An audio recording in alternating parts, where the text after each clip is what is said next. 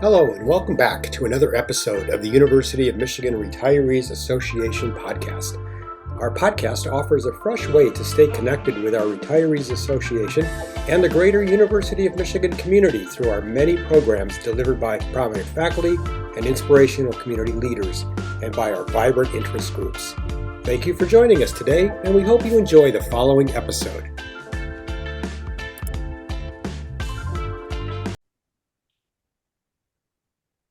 Good afternoon, everyone. UMRA Reads will discuss Virginia Woolf's To the Lighthouse today. Who would like to jump in and get us started? I have a question. Or go ahead, yeah. If someone has a more positive start, then I might. Go ahead. Go ahead, Richard. Well, so we know that the events, if you can call them that took place in the novel on 2 days, 2 different days, 10 years apart, 10 years that straddled World War I. And I'm curious what you think about, was this a good way of structuring the novel? Just 2 single days, 10 years apart. I didn't realize it was 2 single. I knew it was 10 years apart. I thought it seemed to me like there were several days, but obviously I missed that. Yeah. Well, I think, well, maybe that's the answer. I don't know, was it? Or does it even make a difference if it was 1 day or a few days? I don't know. Well, since not a lot took place. Well, a lot took place, but it was all cerebral. Yeah. That was my interpretation of the day. It was what was going on in people's minds about what they thought was going on in other people's minds. Yeah. Yeah. And building on that, I mean, I guess I just sort of in general have to say, I didn't like it. I wouldn't have finished it except for the book club, so I did finish it. And there wasn't enough. I even read up on it and about Virginia Woolf thinking, what am I missing here? She's so famous and these books are so famous. And of course, they talk about stream of consciousness and how she was a master of it. But I didn't feel like I ever felt like getting back to reading it, like, oh boy, let's see what happens. Or, oh, gee, her thoughts are so interesting. Let's see what else she's thinking.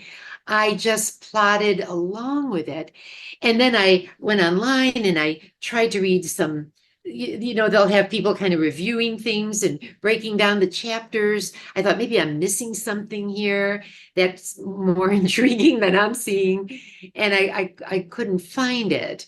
Or like in the beginning, her young son, James, who apparently loved her and kind of hated or had rage towards the father, but very little, I think, sort of came of that. And they kept talking about how she was giving him different magazines to cut pictures out of. And when I went back and looked at it, that was referred to 3-4 different times.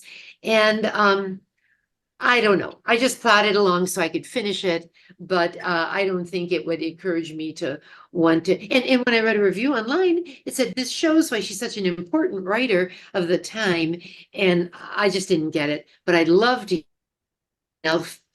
could help me out here and just help interpret some of this for me. I'm sorry, I won't be that person.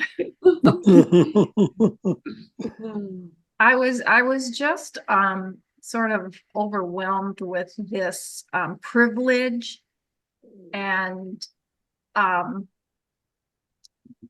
the mundane, or maybe not mundane, but it just seemed like the frivolous things in life, people worrying about what this person was thinking, or the woman who was the artist worrying about how someone would interpret her painting. But then when they described her painting, it seemed like some abstract presentation of, a triangle was a person and a Square Yeah. was something else. But it was this whole kind of the Gilded Age mentality where you just worry about frippery, and nobody really talked to, the people didn't talk to one another, and it was just all conjecture about what this person was thinking and how this might be perceived. And it was a real struggle for me to stick with it, because I wanted some substance, and I kept thinking, like you, Susan, what am I missing here? Why am I not getting it? We really need Marjorie to be with us, because she would tell us what we're missing. Oh. Did she suggest the book? I don't know Okay. who suggested the book. Okay, that's fine. But I was So- excited to read Virginia Woolf because I hadn't read her before. I was too. I thought, oh, good, I'll get exposed to a writer that's very well And it known. will be difficult for me to pick up another Virginia Woolf book when there's so much out there to read. I've read something by her, and I think it was Mrs. Dalloway, and I thought that was better than this one. I was pretty disappointed in this, and so sort of relieved that I'm not the only one that didn't like it, I guess. One good thing about this book was that it was short, Yeah. Oh, I didn't think it was that short. 120 pages or something, or no, maybe 220. But anyway, Oh boy, okay. I mean, could have been worse. Yeah. True. It is considered to be one of the top 100 novels of the 20th century. Really? And As in a judged way- by who? As like, I mean, really, is it like by sales of books or by who? I think it's more by innovation, and maybe what made it hard to read was that she essentially verbalized what these typical people were thinking. Usually we don't verbalize it that much, what we're thinking. It goes through our minds, and yet here she was verbalizing actually what we were thinking, which most of the time is not that interesting, which was sort of the whole point, I guess. The house that they lived in, I thought that it was a cottage on the Isle of Skye, I guess, and the number of people it was able to contain. So the Ramsays was a family of 10, 8 children, 2 adults, and then there was the artist and Mr. Carmichael, and there was several students who came. It's almost like that pocketbook that in Harry Potter that Hermione Granger carried around. That it looked small on the outside, but she could fit anything into it. It's like that. The house was like that. And of course, to the Lighthouse, this was the youngest child of 8, James, who wanted to go there in a worse way, but on the next day, but he said no, the weather wouldn't be fine. Then 10 years later, when they go, he didn't really want to go now. But the good thing that came from that was, if you remember, is that for the first time, his father was quite strict. For the first time, when they finally got to the lighthouse, because James was actually guiding the sailboat, and the father says, "Well done." The first positive thing he'd ever said to his son. And so that sort of made going to the lighthouse worth it after all for James. I'm glad, or that was a thought that crossed my mind about the number of children. You reminded us that she had 8 children and all that. And I even printed off a list of characters from some website so I could sort of keep them straight. And I wondered, why make it 8 children? And why do I say that? Because most of them were not even in it for more than a couple of sentences. I even forgot about some of them. There was one who was kind of a rambunctious little girl, and Cam, she was mentioned a few times, but some of them weren't. Why have so many characters if you're not going to develop them? And if you're just talking about people's thinking, she didn't even think about them that much. So they just seemed like extra people I was going to try to keep track of and then never had to because I didn't know why they were in there, Now, maybe other people felt differently, but that was all I could think.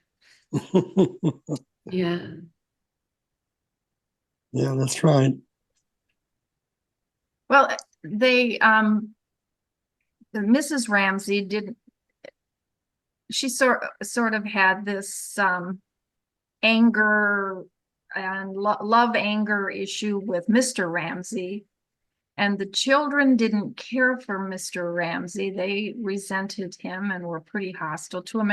And on the boat ride to the lighthouse, then was it Cam and James Yes. who had this conversation? It wasn't an actual conversation, but it was this eye communication, like, don't you succumb to him if he says one nice thing to you. And because Dad was kind of trying to be as nice as he'd ever been to Cam. He was trying to engage her, and she squashed that pretty readily. And then James the same way. And then all of a sudden they get a word of praise, and it's like all of the barriers of however many years melted away. Mm-hmm. And there was going to be hope for a relationship, I'm guessing. It might happen the next day, but the next day is not in the novel. Yeah. And the fact that it was titled To the Lighthouse, to me, made me think this was going to be kind of a culmination of something, or what does this lighthouse represent, Mm-hmm. And maybe, like you said, Richard, when he complimented his son and just said, well done, that maybe that was a big deal, but it feels like to write a whole book, and it felt like I was waiting for more to happen with the lighthouse, or sort of a bigger take-home message or something, that I never got to. I can't even remember exactly how it ended, but I read that the lighthouse was a symbol of human desire. Okay. And it was a constant. It was the one thing that was constant in their life, because it was going to be their day and night, doing its job. Mm-hmm. I didn't pick that up. I had to read. Yeah. Mm-hmm. It was it's going to be a mystery, and if I feel like it, I will maybe research more into how the more erudite people than I am come to believe that this is such a wonderful piece of literature. Yeah. Or maybe one of you all know. Yeah, did anybody like it, or like it better than us that have spoken so far? I'm serious, and what appealed to you about it? It was surprisingly. There you go. The first thing I noticed was that a long paragraph was one sentence. She just went on and on and on and on and on and on and on and on in one sentence, like a flight of ideas. And I thought, wow, what is she really trying to say? And after I read it a little bit, that was in like the first page or two, and I just thought, there's so many long sentences in the beginning, and I don't know, that struck me. It was I thought maybe she had some mental health problems. I you know, because it wasn't written like, it was more written for her than for the other person to understand. You know, it was what's going on with her and what was on her mind. It kind of struck me that way. And so I just thought, well, you know, and I was looking to see if maybe I missed some punctuation, but no, there were commas and everything. And so I just thought, well, and so I tended to read it by just my eyes going quickly, you know, over it, and just trying to wait for the main gist to hit me, you know. And so, but I did not finish the book yet. I'm halfway through. So I didn't read the part where they went to the lighthouse, actually. But the part I've gotten to is where they were at the dinner table with Mr. Banks.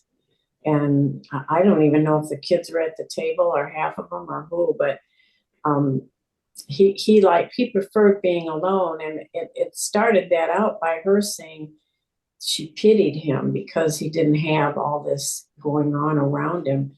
But actually, in his own mind, he didn't like that anyway. You know, he didn't care for all of the commotion and everything, and he was doing it for her. And so that whole dinner table thing was kind of strange too. So I agree, it wasn't a book that and then it wasn't a book I would just probably pick up, but I had not read anything else about her, so I actually voted for it, and I thought, well, I'd like to read something by her. Yeah.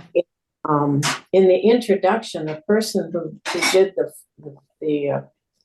beginning part, she was so flowery about it and everything, you know, all of these tremendous adjectives and this meaning and all of that. And I thought, wow, you know, but she kind of reflected the author a little bit, because she and her are on the same track, I think. So I don't know, it kind of was probably an appropriate introduction to the book. So a few things surfaced, like they were talking about, I think it was Sir Walter Scott, wasn't it? And they were thinking to what extent Scott's novels were still read. And you sort of got the idea that was exactly Virginia Woolf thinking about her own work, whether it would be read. And well, here we are, a group of 20 or 30 people, whatever, reading it still, nearly 100 years later. But the other thing was the artist, Lily Briscoe, wasn't that her name? Her stream of thought was in sort of the last part of the book a lot. And she kept thinking about her painting would end up in an attic. Oh, yeah. Which probably would. I remember a painting that my aunt did. We put it up in the closet. So it was on the wall, but not but in the closet. Yeah. So maybe that's what happened to Miss Briscoe's work. Nancy, were you going to jump in with a comment? Oh, I was just going to say I read the first 26 pages and I said I have better things to do, but I stopped. The structure, like Corinne said, was just too difficult to follow along, and I hadn't attached myself to any of the characters yet, so I stopped. But I wanted to come today to see what you folks thought. So here I am. Well, so is this a book you would read again?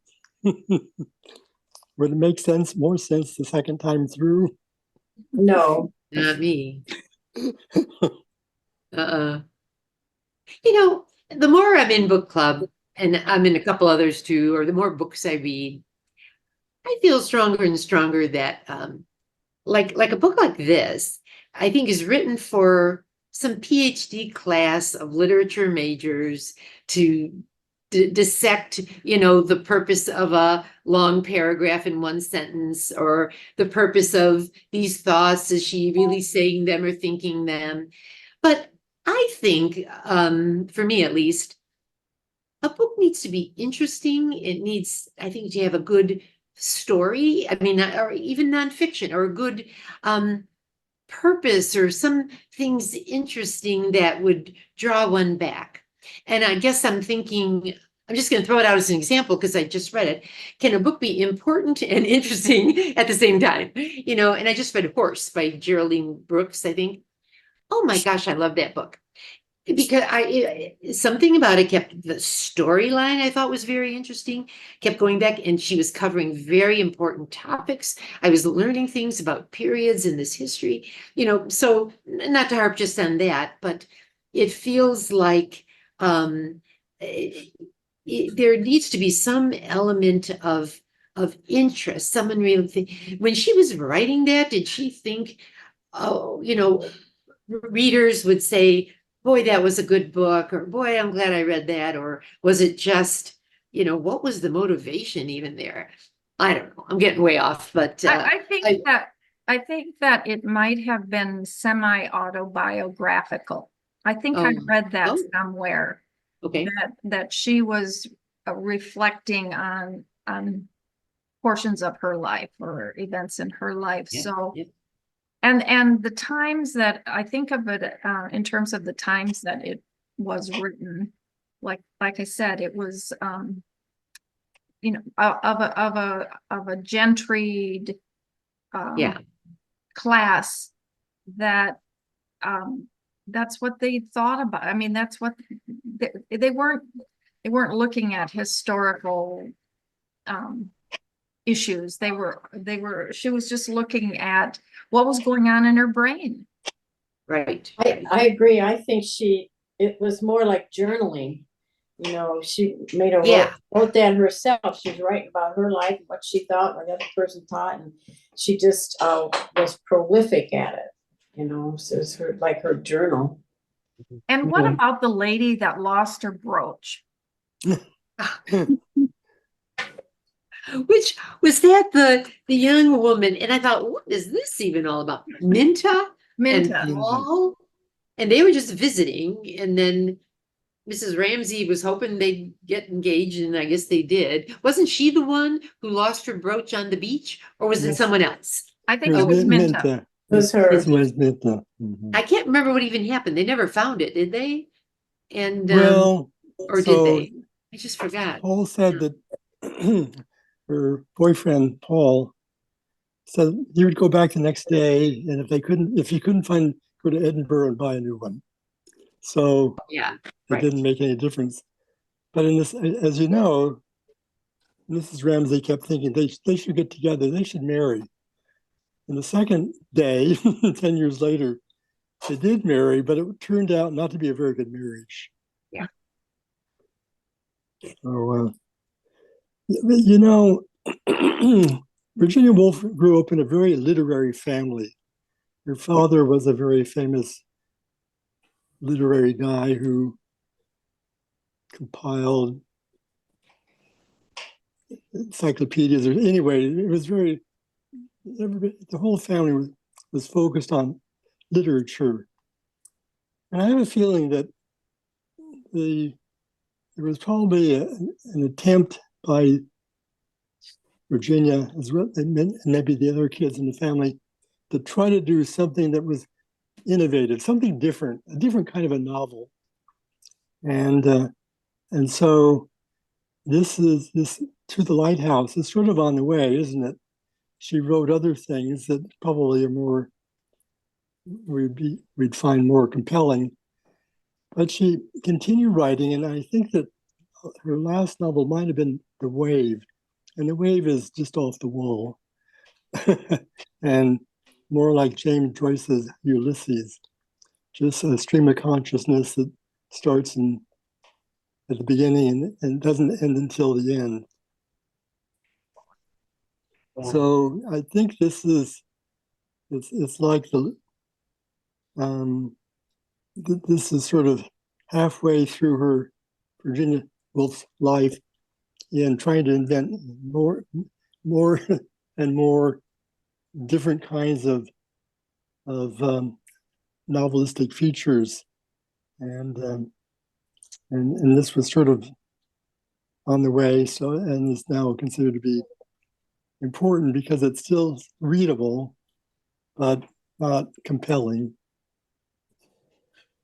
I'm reading here that it says that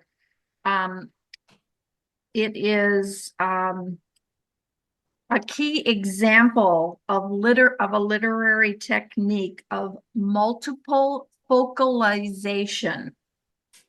The novel includes very little dialogue and almost no direct action. Most of it is written as thoughts and observations.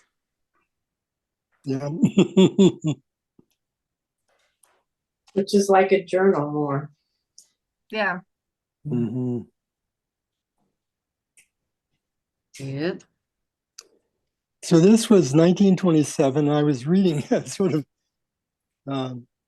in between, that is at off times, another novel, same time, also a British author, 1928, and this was Agatha Christie's The Mystery of the Blue Train. It was so much more compelling. I was able to finish it, right away, while I was struggling to get through to the Lighthouse. Yep. One good thing that I learned from this, it's kind of a joke, but it's true. I was listening to it in audiobook through Libby or something like that.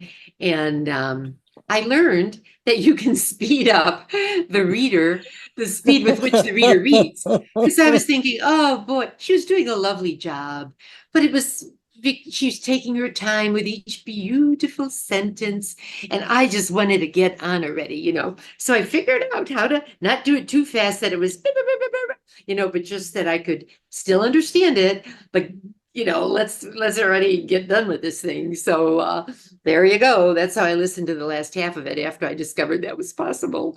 And usually I really love how certain readers treat the material. Some are better than others. Some, if they take their time, that's fine, as long as they're telling a good story. Here, by halfway through, I was just ready to get through the other half, so. Anyway. I was wondering, Susan, so I read it, but I was thinking this might have been better if I listened to it. What did you think? Aside from the speeding up. Yeah, exactly. No, I don't know. Sometimes when I'm struggling with a book, like, okay, this doesn't really have my interest, then audiobooks are tremendous for me. Why? Because they keep going no matter what. If I was sitting there with the book and I'd have to force myself to turn another page and, okay, 10 more minutes I'll read, but if doing something else, I'd be at the Dexter Wellness Center or, driving, and then it's going on and it's at least getting me through the book. So that's all I can say. Now, I know you were acting more like, you were asking more, I think, does the content lend itself better to be an audio story? I don't know, but I do know that after a while, some of the characters, that's why I actually printed off this and I started reading, online summaries of things. So that's when I thought, maybe if I was reading it, maybe more would sink in or something, but I wasn't that compelled. No. Well, one of the problems with the book is that you sort of would lose the antecedents, and who was saying this, or who was thinking this, and I thought if it was being read and a good reader, they would sort of keep things, simplify things by different changes in voice and stuff like that. Yes, well, you're right. So hard to know. I guess someone would have to do both and then make that comparison. Yeah.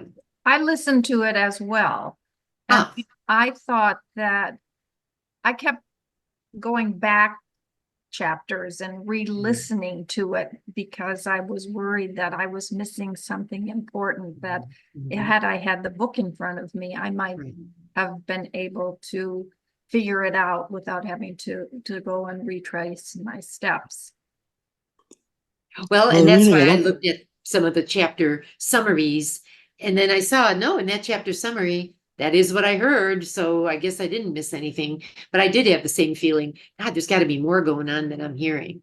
Yeah. Mhm. But it was you couldn't skim this book, and I also had to go back and reread paragraphs because, as I said, the antecedents or Ah. some of the stuff you know, who's saying this or who's thinking this, Yeah. and what are we thinking about? Right. And because I sort of missed that leading up to. So something that I thought was interesting was that we had the day one with all of this stuff happening in people's brains, and I guess there was a little bit of action because of the crisis on the beach with the lost brooch, and somebody and Lily paint, you know, she was trying to decide whether to hide her painting or not.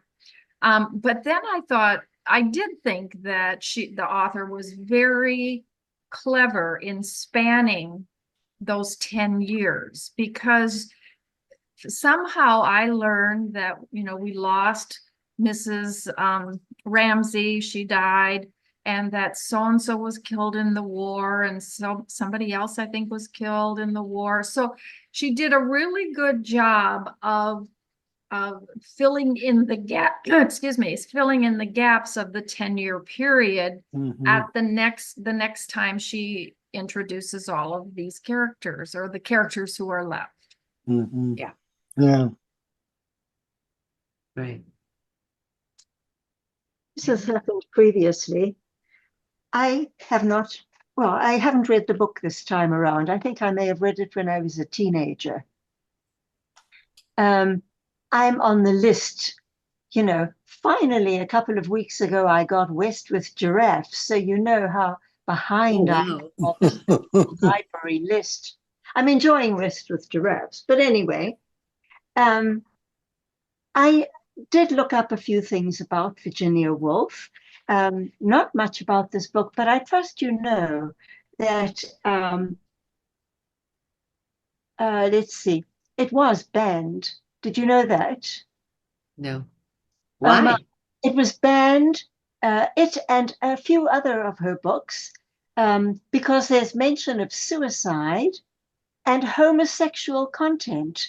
A female friend kisses Clarissa, and that's enough to ban a book in those days. Who was Clarissa? Maybe I lost track of her.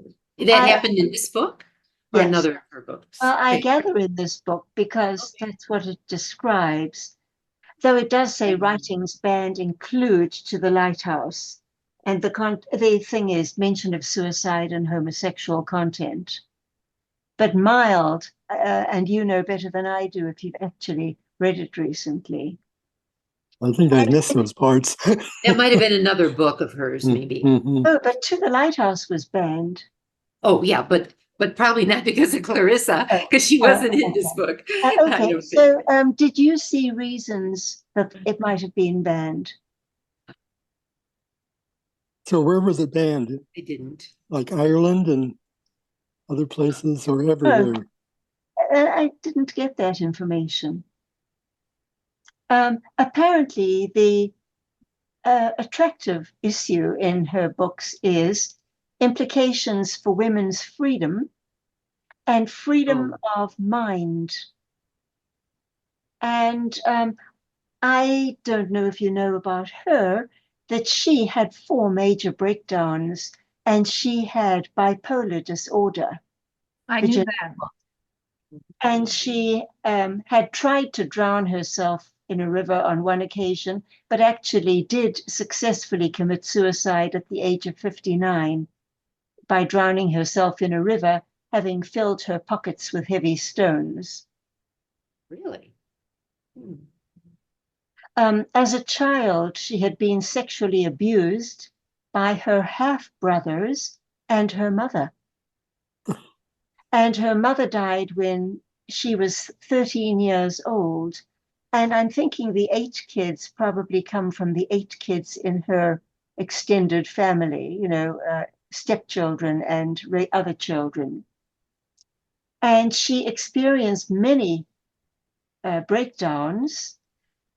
And her husband, who really seemed to love her, decided they should not have children. There was a time she decided she would like to have children, and he said she wasn't really emotionally stable enough to warrant having children. So she attempted suicide when her mother died, and she attempted suicide after her father died 9 years later and was sent to a mental hospital. Another of her sisters was in a mental hospital too. Mm. And she was a great letter writer. Her brother had died of typhoid and went on a trip with some of the siblings and a friend. The friend also contracted typhoid, and she carried on a correspondence with this friend for years and never told her that Virginia's brother died. Mm. She kept saying, oh, he's rallying or he's doing okay. Sometimes he's doing great. But this woman, had typhoid too. It would have been useful to know that the brother had died. And she had a very passionate love affair with Vita Sackville West. I don't know whether that's familiar to you. Who was involved with men and women and called a sapphist. Do you know what a sapphist is? Sapphist, after Sappho, an ancient poet of sensual verse about women. And he lived on Lesbos. And guess where the word lesbian comes from? Mm-hmm. And Vita was a sapphist. She primarily went for women, but she enjoyed men too. But although both of them had multiple relationships with men and women, their relationship was special to both of them. Virginia, whose real first name is Adeline, and Vita. And her nickname, don't know whether you know this, is the Goat. It implies eccentric and quite prone to accidents. Mm. So those are some things I learned that I thought I'd pass on. So you mentioned signs of mental illness in this novel, and she herself had serious mental illness. I just read that Lily was the homosexual, was the person that was referenced into the Lighthouse as having homosexual desires for Mrs. Ramsay. Oh. Did she, do you remember, did she actually kiss her at one point in time? I don't remember that. But it said that she was in love with Mrs. Ramsay. But then I thought it sort of backtracked and said she was in love with Mrs. Ramsay's lifestyle. Yeah. But then she could have, had the chance to pursue a husband and didn't. I guess that, the man that she was chatting with, Mr. Banks. Yeah. Mm-hmm. So it was pretty subtle, but it might have been there. But the other book I had read by her, and like I said, don't remember which one it was for sure. I'm thinking it was Mrs. Dalloway. That it was a less subtle desire for the main character in another woman. Yeah, that's where the character Clarissa comes in Mrs. Dalloway. Oh. Yeah. And and from what I see here, that was also a day in the life. I didn't remember much about the book other than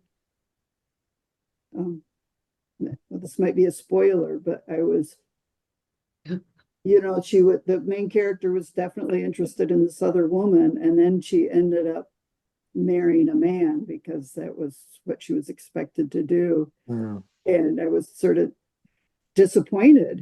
The whole book was yeah, I guess she really liked this other woman, and then We're in a new era of book banning. It's just amazing that during our lifetimes, our adult lifetimes, books are being banned and removed from libraries and the like.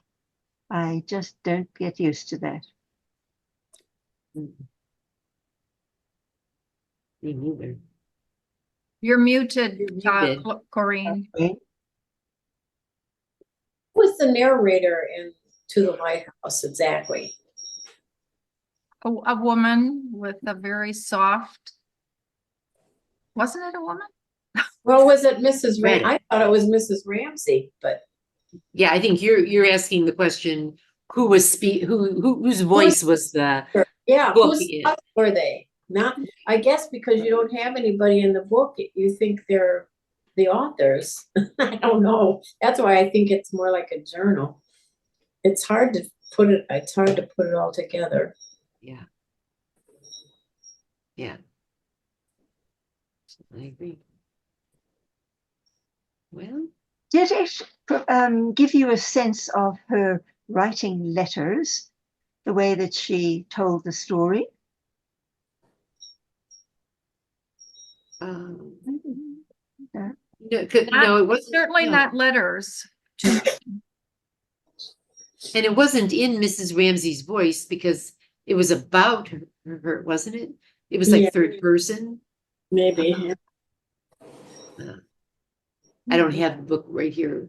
I guess Well, I and never had the book. other people had thoughts about Mrs. Ramsay, but who was thinking that? Yeah. yeah, there was no really one narrator. It was this Oh, sort I of see. stream of consciousness, That's an of interesting different thought. characters. Yeah, I think that's right. Her Yeah. letters were very much stream of consciousness, and she wrote lots of them. And apparently, this woman, Vita, kept all her letters. Virginia Woolf did not keep Vita's letters, they were all thrown out. But after Virginia Woolf died, well, when she was approaching her suicide, she asked Vita to get rid of all the letters and everything else that she had of hers, so that these would not be available to others subsequently. But Vita did not do that. And she made it possible for all of these things to be published, which would have, of course, made Virginia Woolf furious. I'm just reading that they describe the narrator of this book as an omniscient narrator. Oh, yeah. Which I means remember what? that. It means that there's no primary narrator. Mhm. But you say omniscient. Like the Is that what you said? An omniscient? Like God. Somebody who knows everything. Yeah, That's it's like, means. I think there's an overarching Mhm. narration going on of someone who is in the heads of all of the characters right. and describing what each of the characters' stream of consciousness is. Right. Right. Omniscient in the way that they can get into everyone's minds, so to speak. Yeah, just the definition, they say an all-knowing kind of narrator, very commonly found in third-person narratives. The omniscient narrator has a full knowledge of the story's events and of the motives and unspoken thoughts of various characters. So there you go. That sure sounds like that. That's from the Oxford Dictionary. Like God. Yeah. It's like God is now looking in. And I guess I was wrong. So there was the middle part of the book has sort of the preparation of that house for them coming again the next day, doesn't it? So it is more than just the 2 days. It's the 2 days, 10 years apart, and then the middle. what happened to the house in between, and then preparation for them coming back 10 years later. Well, Well, we got through it. Is anybody willing to write up a summary? Not me. I can't take more Oh, Susan, torture. you'd be perfect for this. Oh, Speed no, through I it. did it a couple months ago. I'm taking a little hiatus, maybe next month or something. Actually, speaking of the next book, isn't that The Profiles in Ignorance? Yes. Is that Yeah. it?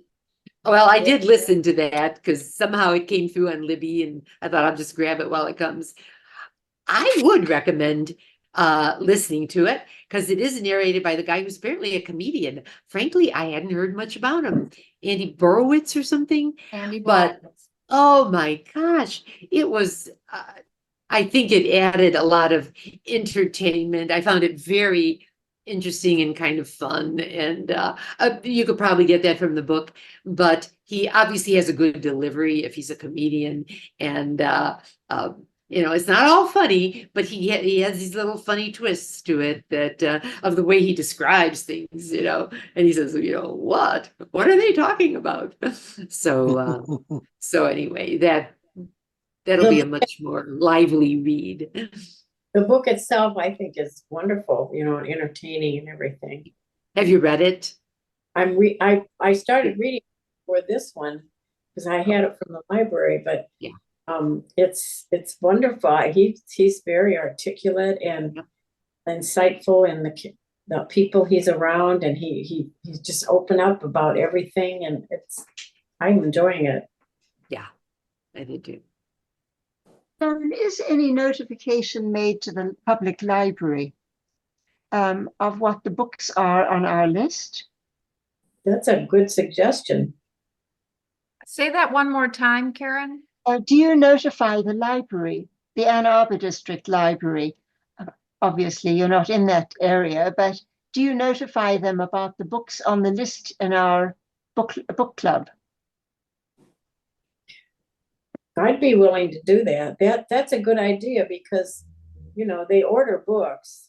Yes, maybe they would order extra copies of those books if they knew that there were members of a book club wanting them on specific dates. In fact, they provide books for book clubs. They'll have the big bag in the library, and they have the 12 books or however many members there are, and have all the books ready for them.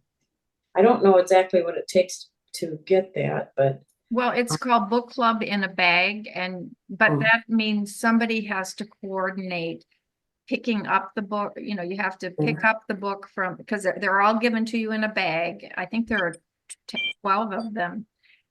But you have to make arrangements for people to get them, and you have to make arrangements for them to get back to the bag and then get it back. Return to the library. But if you're willing to, I don't think it's a bad idea to give our list to the Ann Arbor and Dexter public libraries. I will do that. I think that's a good idea. Does Ipsy have a public library? Ipsy has a wonderful library. It's where I get many of my books. Oh, yes, they do. A lot of times I'll put a hold on a book and they'll send it from that's several true. libraries, Bellevue or Dearborn, or Yeah. You can usually get most of the books. And you can ask them to order something too, and they will usually if you say put it on the list. But I Are think you talking about buying them? They would buy them for you or for a book club? No, they buy them for the library. But they'll take suggestions for books for them to buy the library. They'll take suggestions. And I've done that, put a book out that they didn't have, and they bought it, and I was the first one to get it. It was a long time ago, but they want to know what people are reading and what they want. And because I know they have gotten books for me from other places in Southeast Michigan. yes, that they do that too. Probably they do that more now than, I don't know, but you can always make a suggestion. Sure. It's so amazing to me. Apparently there are no fines anymore for late return. finds. I've seen people walking Really? out with like 25 DVDs or, that sort of thing, things they can't finish using within a couple of weeks, or books. I think Yeah. the Dexter Library still has fines. I was waiting in line to get my book, and the guy ahead of me was paying $10 in fines. So Ooh. I don't know if it's certain libraries not doing that. Well, I don't think Ann Arbor and Ipsy are. And then also, Oh, interesting. the Ipsy Library, automatic renewal, unless someone else is on the list for it. And Oh, Mark- yes. That's nice, because if you don't Maybe remember, they send you an email telling you that it's coming up, and then telling you that it'll be automatically renewed if no one wants it. yeah. Well, maybe Dexter does too. Maybe he was paying for a lost book or something. I don't know, but whatever. There you Well, I go. thought I lost a book once and I couldn't find it. And so I called the library, and my husband got it for me for a part of Christmas. And I thought, well, I'll give it to them. And he says, no, we don't do it that way. He said, you can't just give us a book, even a new book. And I thought, well, gee, how do they do it, But I never found out, because I looked around in the house and in my husband's books, and there it was. He had inadvertently put it with his books, and so I was able to return it. Gee. Well, that's interesting. Now, when you donate books, most of them, of course, will be sold at the bookstore in the downtown district library. But do they not keep any if they seem interesting to them? I've got a bunch of books I'm ready to take over, and I was hoping that they would like some of them well enough to keep them. They're in perfect condition. They might do that. I don't see why they wouldn't. When we moved, and we had a huge library, and the Ann Arbor Library only wanted cookbooks and travel books. Oh, you're serious. Maybe at that time, because they had a budget for the others. I don't know, I would call them and ask, or contact them and ask them before you take your books over, so you're not hauling books around. Well, Well, I don't mind if they sell them. I mean, I don't know how long No, ago. they'll throw them out. Throw them out. I do believe there was a massive book sale somewhere on Jackson Road. Maybe there's a district library there, where they had a sale an entire weekend just recently, 1 or 2 weekends ago, and all books were $1.50 or something. And I guess they were trying to get rid of a lot of books. well, some places, the library has its books, and then the library has a donated books that people can come in and purchase for a little fee. Right. Yes. They have a room for those. So maybe you need to make the distinction between donating to the donating books or donating to the library, and then the library may donate to that as well. I don't know. But they have outside the library, there's a little book, a book house, and anybody can put books in there that they don't want. And then the public, when they're coming in and out, they just take a book if they want it. And all the senior centers have wonderful books too, a lot of books. And you can just take it out and never bring it back, or you can bring it back and bring more. So there's a lot of books in the senior centers as well. A lot of books that are very popular, a lot of people are reading in paperbacks, but there's quite a few hardbacks too.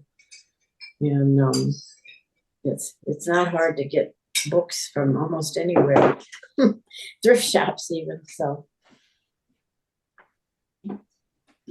But you're not going to go from one no, they don't have to another to no, find. they don't have an inventory. You just happen upon something that you like. Isn't it amazing how hard it is to pass your books on? Well, The Friends of Dexter Library, they have used book sales. Yeah. room in the basement, and you can drop off books at And the you buy- desk, and they'll sell them at the They'll It's sell in- back the books. And a good story about finding a book. I don't know if any of you like Bob Dylan, but he had a song called Hurricane. There's a movie also called The Hurricane. And it's about this man who was a prize fighter, a black man who was very much national champion. And in New Jersey, he was arrested for a murder in a bar, which he did not commit. And Bob Dylan wrote a song about the whole thing. And in the movie, the people in the movie, this little boy, he was adopted by two men in Canada. And they were looking at books at a thrift shop or someplace, and he saw this book, The Hurricane. It was the man in prison wrote a story about his life and how he got in prison and that he was innocent. And somehow this little boy, he found, and maybe it was 10 or 12, I don't know, but he found this book, and the people that he lived with, the two men, they said, you don't find the book finds you. And the boy read the book, and he felt so bad for this prisoner that he asked the men, could we do something? And they did. They took a year off and came to this area, to the New Jersey or wherever it was.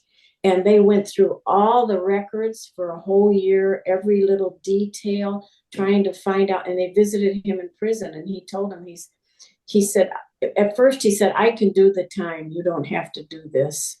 And then finally he said to them, he was in prison 20 years or something. He said, I can't do the time anymore. I can't do it. And that's when they came. And they found a detail that proved that he did not do this. And what it was the tail light of the getaway car. He had the same, they had somebody testified about the tail light, and the other tail light was different. And they proved that he had this car and it was a different tail light. And on that thing, he was released.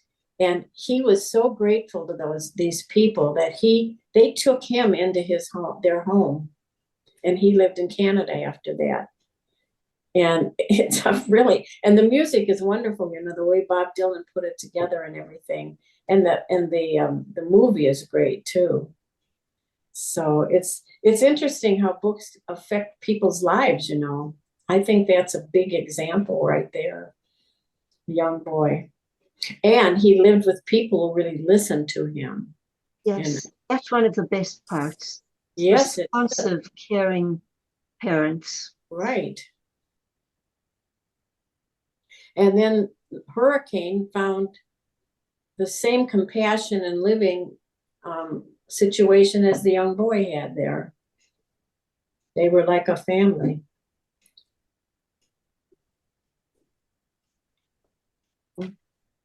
Or Sharon, so the book is short, and I could do a short review.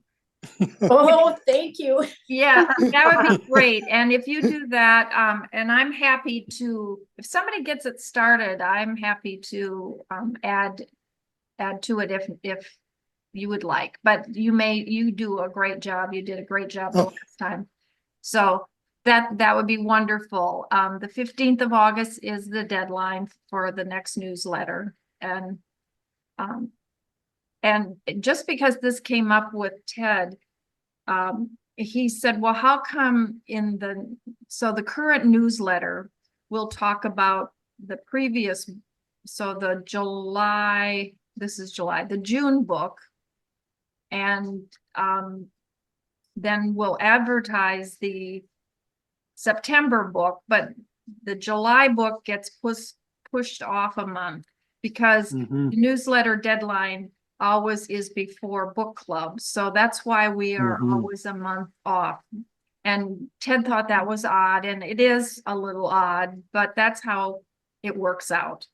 Yeah. Do you think anybody reads these? And how many people listen to the recordings? Quite a few. Ed Adams has the details, but he tells me that our book club discussions and the travel club discussions both get pretty tapped into frequently. And I was thinking after our discussion on Anne Curzon's book that she probably will go and listen. You should have been more kind. Yeah, I think we were very gentle in our write-up of her book. But if she goes back and listens, it'll be embarrassing Yeah. for us. All right. Okay, I'm going to stop the recording. We hope you enjoyed this latest episode by the University of Michigan Retirees Association. If you enjoyed this episode and you'd like to learn more about us, visit us on the web at umra.hr.umich.edu and subscribe to this podcast.